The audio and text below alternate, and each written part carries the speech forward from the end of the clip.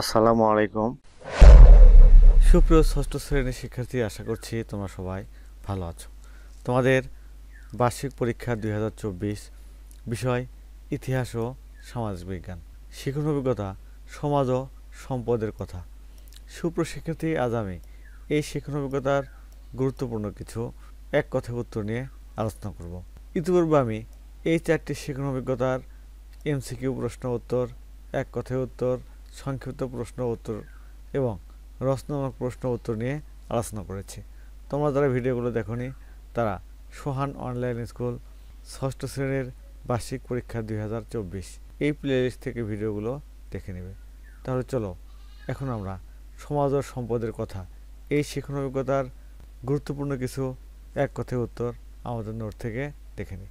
দেখো, প্রথম প্রশ্ন, কোনো জিনিস তৈরি করতে বা কোনো সেবা দেওয়ার জন্য যা কিছুই মানুষ ও প্রকৃতির কাজে লাগে তাকে কি বলে? সম্পদ। যে কোনো একটি প্রাকৃতিক সম্পদের নাম লেখো। পানি। যে কোনো একটি রূপান্তরিত সম্পদের নাম লেখো। বাস। যে কোনো একটি মানব সম্পদের নাম লেখো। উত্তর, ডাক্তার। যে কোনো একটি নবায়নযোগ্য সম্পদের নাম লেখো। উত্তর, সূর্যের আলো। যে কোনো একটি অনবায়নযোগ্য সম্পদের নাম লেখো। উত্তর, কয়লা। পানি, সূর্যের আলো, গাছপালা, কয়লা, স্বর্ণ এগুলো কী ধরনের সম্পদ? প্রাকৃতিক সম্পদ। যে সম্পদ কোনো মানুষ তৈরি করে না, সরাসরি প্রকৃতি থেকে পাওয়া যায় তাকে কি বলে? প্রাকৃতিক সম্পদ।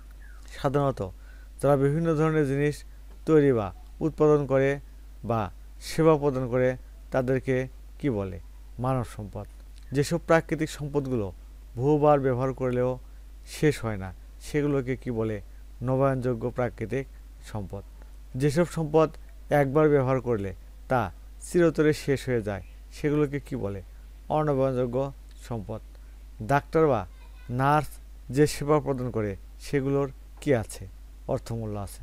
মা বাড়িতে যে কাজ করে সেগুলোর কি নেই? অর্থমূল্য নেই। কোনো নবায়নযোগ্য সম্পদ ব্যবহারের পর যদি তা পুনরায় ফিরে আসতে দীর্ঘ সময় লাগে তাকে কি বলে?